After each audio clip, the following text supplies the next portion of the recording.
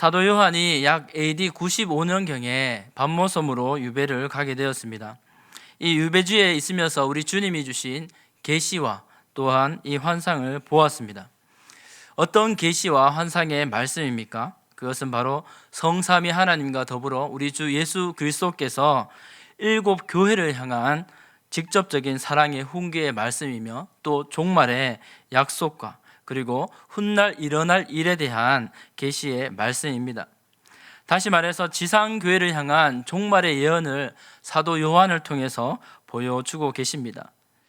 우리 주님은 주님의 보물 1호인 교회를 사랑하시고 반드시 구속하실 것입니다. 그리고 주님은 그러한 능력이 있으신 분이십니다. 그런데 요한계시록 우리가 읽어보면 잘 아실 것입니다. 때로 요한계시록을 대하면 계시록의 이러한 막연한 종말론적인 상황 앞에 우리가 두렵게 느껴지기도 합니다. 하지만 자세히 읽어보면 계시록의 의도는 그렇지 않습니다. 교회와 종말 세상의 한가운데서 하나님의 뜻대로 통치하시는 주님을 만나보게 되면, 제대로 알게 되면 그 막연한 두려움은 금세 확신으로 바뀌게 됩니다. 과연 우리가 믿는 주님은 어떠한 분이십니까? 또한 어떠한 분이시기에 우리가 그러한 소망과 확신을 가질 수 있을까요? 계시록을 자세히 읽어보면 우리 주님은 먼저 지상의 교회들을 향한 장래 종말의 모습을 숨기지 않으셨습니다.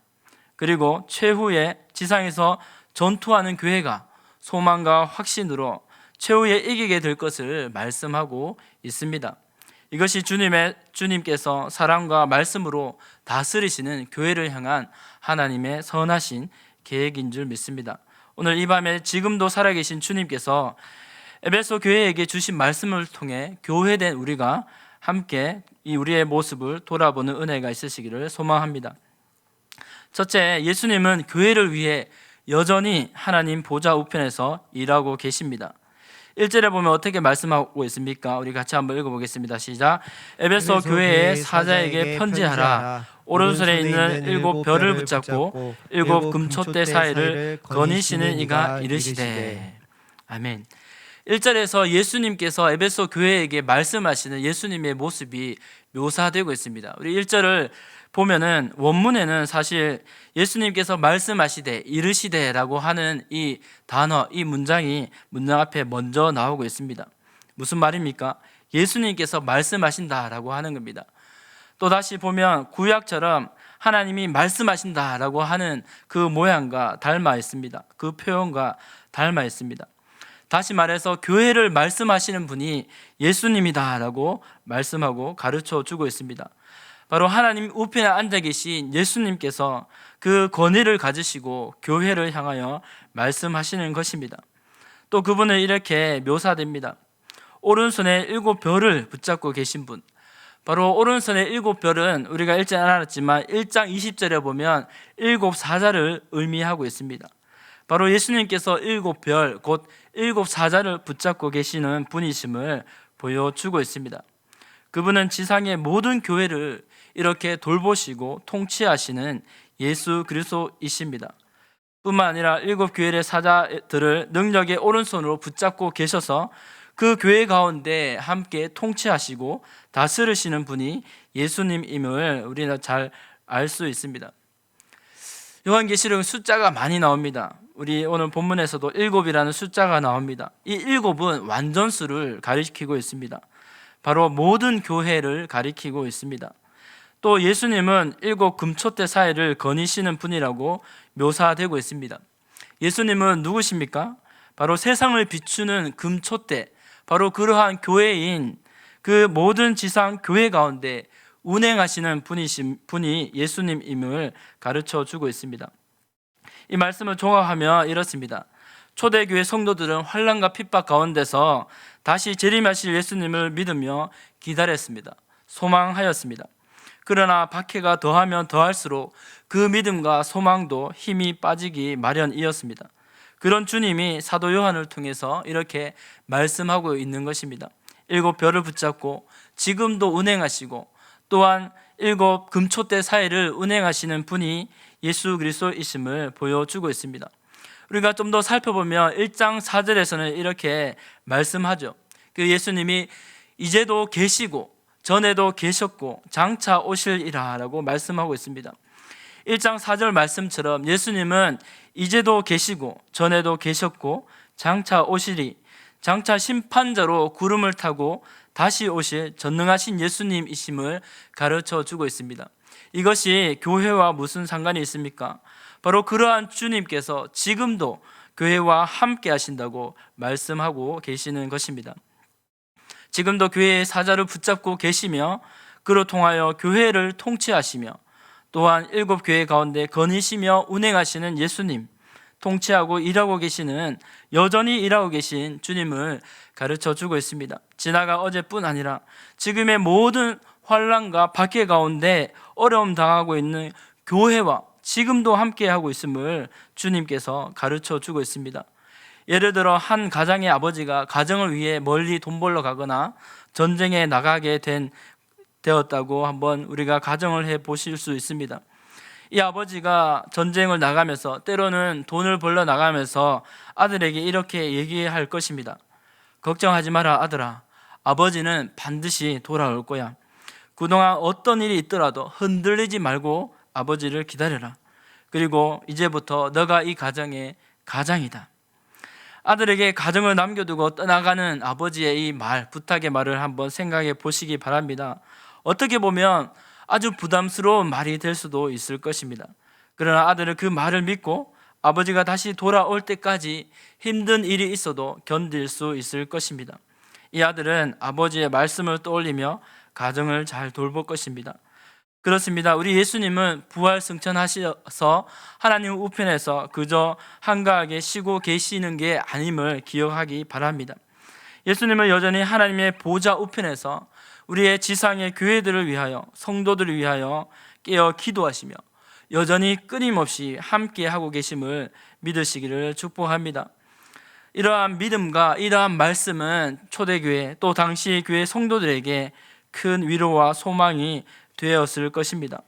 그래서 혹독한 박해 가운데 밤모섬에 유배되어 있는 사도 요한에게 주님께서 찾아오셔서 계시와 위로의 말씀을 주셨습니다. 사도 요한이 밤모섬에서 단순히 고통당하고 외로워서 주신 말씀이 아닙니다. 모든 교회를 위로하고 책망하고 말씀으로 세우시기 위해서 주신 줄 믿습니다. 사도 요한은 당시 에베소와 또한 이 모든 아시아에 있는 7교회에게 이 말씀을 보내었습니다. 지도상으로 보면 이 우리가 7자를 아라비아 로마 7자를 그려보면 그 모습처럼 7교회가 포진되어 있습니다. 바라기는 종말을 살아가는 우리 또한 이 세상 속에서 나오는 모든 현상과 또한 현혹된 이 세상을 현혹되지 말고 우리 위해 지금도 기도하고 계시는 주님을 바라봄으로 믿음으로 승리하시기를 축복합니다. 우리 주님이 말세의 때에 믿음으로 나아가는 성도와 반드시 함께 하심을 믿기를 축복합니다. 사랑하는 성도 여러분, 그럼에도 불구하고 지상에서 예수 그리스도 이름으로 부름받은 이 교회, 또 예수님의 통치를 받는 교회는 여전히 완전한 교회가 아닙니다. 왜냐하면 세상의 비진리 속에서 전투하고 있는 지상의 교회이기 때문입니다. 당시의 7교회는 그 특징이 무엇이었습니까? 바로 이 그리스도인들을 박해하는 로마 제국의 압제 속에 있었습니다. 그 가운데 교회는 믿음을 지켜야 했습니다. 또한 내부적으로 교회 안에 이단과 시험과 유혹에도 분별하여 그 신앙을 지켜내야 했습니다. 그러므로 주님은 믿음을 지키기 위해 고군분투하는 이 교회와 또한 교회의 사자와 성도들을 향하여 오늘 이렇게 위로와 채찍의 말씀을 겸하여 주고 계십니다. 오늘 본문도 그러한 목적으로 주님은 에베소 교회의 사자에게 편지하고 있습니다. 먼저 우리가 잘 알듯이 예수님은 칭찬과 책망의 말씀을 하셨습니다. 먼저 칭찬의 말씀입니다. 2장 2절에 이렇게 말씀하죠. 내가 내 행위와 수고와 내 인내를 알고 라고 예수님은 말씀해 주셨습니다. 그렇습니다. 예수님은 안다라고 말씀하셨습니다. 어떤 내용을 압니까? 바로 에베소 교회의 모든 상황, 특별히 행위와 수고와 인내를 아끼지 않는 에베소 교회의 상황을 잘 알고 있다라고 했습니다. 이것 또한 원문에 보면 먼저 안다, 오이다 라고 하는 표현이 나옵니다. 주님이 에베소 교회의 수고와 인내를 이미 다 아심을 강조하는 말씀입니다. 오늘날 개인적인 정보를 중요시하는 시대에 누군가 프라이버시한 일들을 다 아는 것은 마음 편한 일이 아니죠. 그러나 하나님께서, 우리 주님께서 성도와 그 교회를 다 아시고 잊지 아니하신다는 것은 다른 그 어떤 것보다 더 안전하고 더 기쁜 일인 줄 믿습니다. 이사야 49장 15절로 16절 말씀 이렇게 말씀합니다. 우리 같이 한번 읽어보겠습니다. 시작. 여인이 어찌 그 젖먹는 자식을 잊겠으며 자기 태에서 난 아들을 긍휼히 여기지 않겠느냐. 그들은 혹시 잊을지라도 나는 너를 잊지 아니할 것이라. 내가 너를 내 손바닥에 새겼고 너의 성벽이 항상 내 앞에 있나니. 아멘. 그렇습니다. 하나님께서 그 사랑하시는 백성을 잊지 않으신다 표현하고 있습니다. 앞서 14절에 보면 오직 시온이 이르기를 여호와께서 나를 버리시며 주께서 나를 잊으셨다 하였거니와, 이렇게 항변하고 있습니다. 그들은 하나님께서 자신을 완전히 떠났고 완전히 잊었다고 하나님의 백성은 생각했습니다.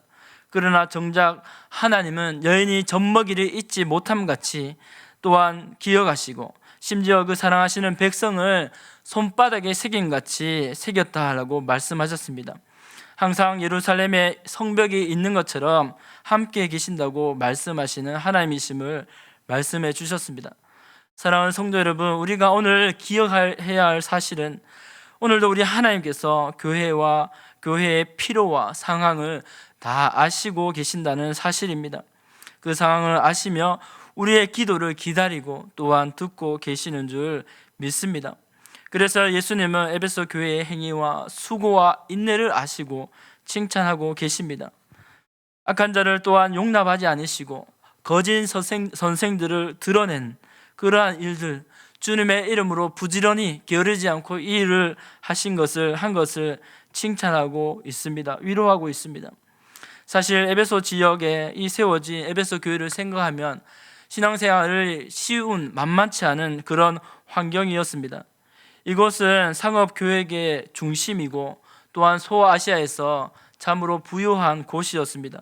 부유한 도시에 속한 곳이며 세계 7대 불가사의한 그러한 일, 아데미 여신상이 있는, 다시 말해 우상 숭배가 만연한, 믿음을 지키기 쉽지 않는 그런 환경이었습니다. 우리가 잘 알듯이 에베소에 대한 얘기는 사도행전 19장 35절에 이렇게 말씀하고 있습니다. 제가 읽어드리겠습니다. 서기장이 무리를 진정시키고 이르되 에베소 사람들아, 에베소시가 큰 아데미와 제우스에게서 내려온 우상의 신전지기가 된 줄을 누가 알지 못하겠느냐 라고 말했습니다. 그렇습니다. 그들은 제우스와 아데미 우상을 자기들의 우상의 그런 자부심으로 가지고 있었습니다. 아데미는 제우스의 딸격인 이런 우상입니다. 그래서 제우스와 아데미를 이런 모습으로 아주 자부심을 갖고 있는 에베소 도시의 사람들이었습니다.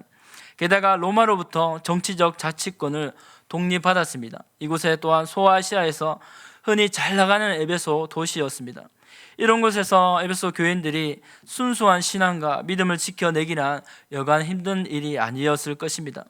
그럼에도 3차 전도 여행 때 바울에게 받은 그 믿음과 신앙을 또한 브리스길라와 아굴라 부부에게 받은 이 복음의 그 믿음을 잘 갖고 간직하는 그것을 예수님께서는 칭찬하셨습니다.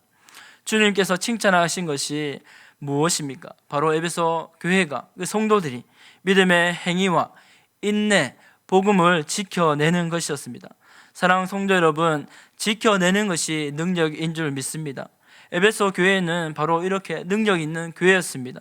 말씀과 진리를 알았고 분별하였고 또한 수고할 줄도 아는 귀한 교회였습니다.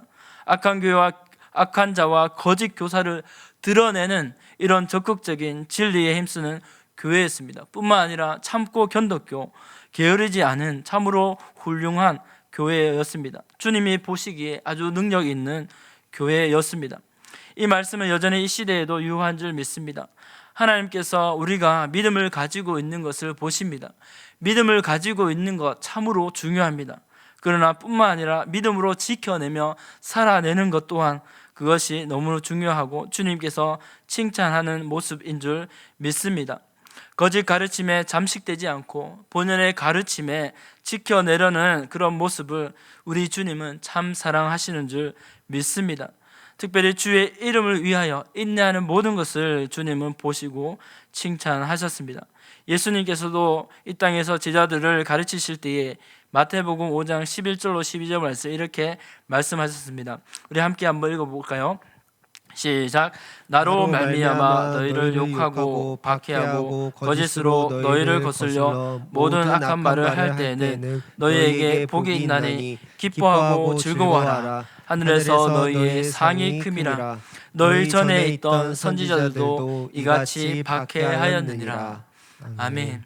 그렇습니다. 에베소 교회는 주님의 말씀처럼 그 땅의 즐거움이 아니라 저 하늘의 기쁨을 바라보며 진리로 분별하며 이겨내었습니다. 우리 또한 이러한 일들과 또한 고난을 겪고 있습니까? 이기는 자에게 주님께서는 잘했다 칭찬하실 것입니다. 사랑하는 성도 여러분, 사람에게 인정받고 칭찬받는 일이 하나님과 상관이 없음을 기억하시기 바랍니다. 사람으로부터 받는 순간의 박수보다 하나님께로부터 받는 영원한 칭찬을 사모하시기 바랍니다. 그러므로 믿음을 지키고 잘했다 칭찬받는 성도님들 되시기를 주님의 이름으로 축복합니다. 두 번째는 예수님께서 하시는 책망의 말씀입니다. 주님께서는 왜 책망하셨을까요? 그것은 바로 교회를 너무 사랑하시고 너무나 소중히 여기시기 때문에 책망하신 줄 믿습니다. 책망의 사전적 의미를 찾아보았습니다. 잘못을 나무라거나 꾸짖고 바로 세우기 위하여 훈계의 말을 하는 것입니다. 그렇습니다. 책망의 목적은 바로 훈계입니다. 인간의 책망은 때로 감정이 섞입니다. 그래서 또한 책망을 듣는 자가 그 감정 때문에 상처를 받기도 합니다. 또한 책망보다 감정이 앞서기 때문입니다. 또한 내가 잘못한 것이 있어도 책망받을 때 이 감정이 섞이면 우리가 마음을 아프게 다치게 됩니다. 그러나 주님의 책망은 어떠합니까? 100% 순도, 사랑의 책망인 줄 믿습니다. 한 철학자는 이렇게 얘기했습니다. 책망이 칭찬보다 안전하다라고 했습니다. 우리가 많은 분들 지금 필사하고 계신데 잠언 27장 6절에 이렇게 말씀하고 있습니다. 친구의 아픈 책망은 충직으로 말미암는 것이나 원수의 잦은 입맞춤은 거짓에서 난 것이니라. 아멘. 그렇습니다. 왜 그럴까요? 친구를 위한 책망은 원수의 속삭임처럼 달콤하지 않습니다. 또한 그러나 거짓되지 않고 친구의 책망은 진실됩니다. 그 속에는 아픈 마음을 가지고 책망을 하는 친구의 진실된 사랑이 들어가 있기 때문입니다. 에베소 교회를 사랑하시는 주님께서 바로 이러한 진실된 책망을 주셨습니다. 사랑하는 성도 여러분, 우리 주님의 권징이 아플지라도 때로는 교회의 권징이 필요한 줄 믿습니다. 성도 역시 주님의 말씀을 통한 책망이라면 주님의 사랑으로 달게 여기고 언제든지 듣고 또한 받아들일 마음이 있어야 할 줄을 믿습니다. 왜냐하면 그 책망은 듣는 자를 살리는 일이기 때문입니다. 오늘 본문의 말씀에 주님께서 책망하신 뼈아픈 내용이 무엇입니까? 그것은 바로 너의 처음 사랑을 버렸다라고 하는 것입니다. 우리 4절 말씀 한번 읽어보겠습니다. 시작. 그러나 너를 책망할 것이 있나니 너의 처음 사랑을 버렸느니라. 아멘. 어떻게 보면 아주 충격적인 책망입니다. 초심을 잃었다는 것은 자존심이 상하고 부끄러운 말이 없습니다. 그처럼 부끄러운 말이 없습니다. 운동선수는 늘 초심을 기억하기 위해 애쓴다고 합니다. 그 이유가 무엇일까요? 그것은 운동이 그만큼 힘들기 때문입니다. 그래서 초심을 기억하며 최대의 전력과 최대의 결과를 나타내기 위해서 초심을 기억합니다. 만약 초심을 잃어버린다면 운동할 동기와 목적도 다 사라지고 말게 됩니다. 성도들의 초심이 무엇일까요? 바로 처음 사랑입니다. 주님이 말씀하셨습니다. 예수님에 대한 사랑이고요. 또 예수님을 통한 사랑입니다. 에베소 교회도 예수님에 대한 사랑을 잃어버렸습니다. 그 사랑 없이 그 사랑은 온데간데 없고 또 조직은 생겼지만 주님을 향한 뜨거운 열정과 애틋한 마음이 다 사라져 버렸습니다. 에베소 교회가 주님의 책망을 들었을 때 핑계할 말이 없었을까요? 어찌 보면 이렇게 얘기했을 수도 있습니다. 주님, 우리가 하지 않는 행위가 있습니까? 우리가 하지 않는 그런 모습이 있습니까? 수고하였습니다. 인내하였습니다. 주님 다 알고 있지 않습니까? 그렇지만 안타깝게도 주님이 보실 때는 주님을 향한, 그리고 형제를 향한 사랑, 뜨거운 사랑을 찾아볼 수가 없었습니다. 사랑하는 성도 여러분, 몸집만, 머리만 커지는 것은 위험하다고 우리는 너무나 잘 알고 있습니다. 그래서 주님은 에베소 교회를 향하여 처음 사랑을 회복하라고 말씀하고 있습니다. 과연 우리 주님이 기뻐하시는 처음 사랑의 모습이 무엇일까요? 행위와 수고와 인내가 좀 모자린다 하더라도, 실수하고 미성숙하고 연약한다 하더라도, 온전한 그리스도의 인과 제자의 모습이 한참 멀었다 할지라도 주님은 그 안에 주님을 향한 처음 사랑이 아직 불타고 있나 찾으신 줄 믿습니다. 만약 우리 안에 이러한 모습이 있습니까? 그렇다면 처음 주님을 열렬히 사랑했던 모습으로 빨리 돌아가기를 주님의 이름으로 축복합니다. 저와 여러분이 또한 에베소 교회처럼 그러했다 하더라도 주님의 말씀을 듣고 그 사랑을 회복하기를 축복합니다. 고린도전서 13장에서 사도 바울은 이렇게 말합니다. 내가 사람의 방언과 천사의 말을 할지라도 사랑이 없으며 소리나는 구리와 울리는 꽹과리가 되고 내가 예언하는 능력이 있어 모든 비밀과 모든 지식을 알고 또 산을 옮길 만한 모든 믿음이 있을지라도 사랑이 없으면 내가 아무것도 아니요 내가 내게 있는 모든 것으로 구제하고 또 내 몸을 불살하게 내둘지라도 사랑이 없으면 내게 아무 유익이 없느니라. 우리 다른 누가 이 말을 했다라면 그렇게 여기지 않을 것입니다. 그러나 모든 생명을 걸고 사역했던 사도 바울이 이렇게 말하고 있습니다. 사랑이 없으면 아무것도 아닙니다. 사랑이 없으면 주님 앞에 아무것도 유익이 아닙니다 라고 얘기했습니다. 그렇습니다. 주님은 교회의 사랑, 교회의 생명인 처음 사랑 본질을 회복하라고 말씀하고 있습니다. 우리 말씀을 보면 예수님께서는 처방전을 주고 계시죠. 그러므로 어디서 떨어졌는지를 생각하고 5절 말씀입니다. 회개하여 처음 행위를 가지라 라고 말씀하고 있습니다. 뭐라고 말씀합니까? 주님의 처방전은 어디서 처음 사랑이, 그 신앙이 추락했는지 깊이 생각하라.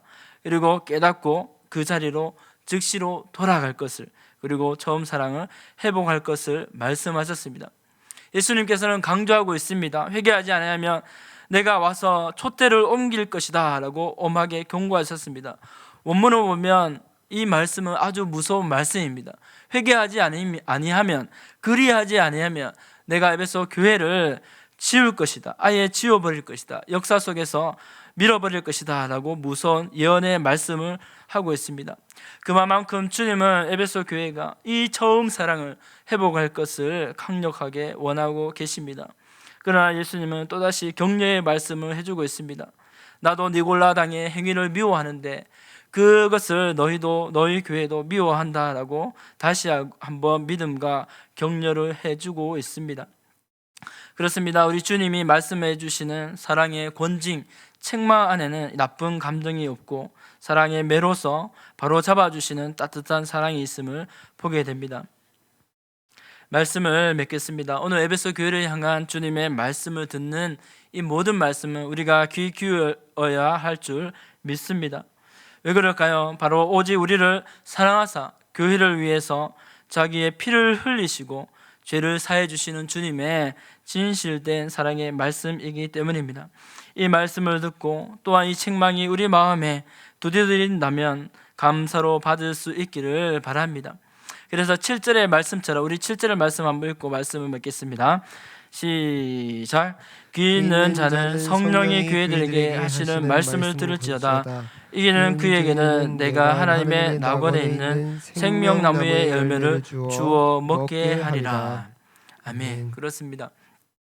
이처럼 7절 말씀처럼 주님이 명령하신 생명과 같은 이 처음 사랑의 열매를 맺고 끝까지 이기는 성도와 교회가 되어서 저 천국 낙원에서 하나님의 생명나무의 열매를 맛보는 복된 영광을 누리는 저와 여러분 되시기를 주님의 이름으로 축복합니다. 기도하겠습니다.